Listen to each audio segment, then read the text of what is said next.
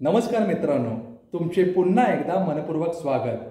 मित्रांनो, तुम्हाला पीएचडी करण्याची इच्छा आहे तर खास मी तुमच्यासाठी आनंदाची बातमी सांगत आहे।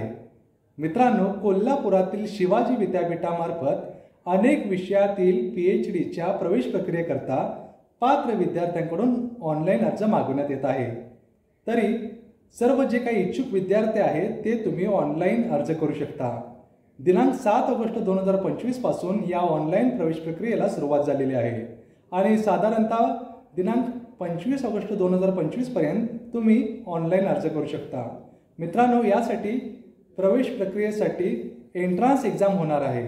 या प्रवेश प्रक्रियेची सविस्तर माहिती विद्यापीठाच्या संकेतस्थळावर उपलब्ध आहे। त्यासोबतच प्रवेश प्रक्रियेसाठी लागणारी जी काही एंट्रन्स एक्झाम आहे त्याचा जो काही सिलेबस आहे तो विद्यापीठाच्या संकेतस्थळावर उपलब्ध आहे।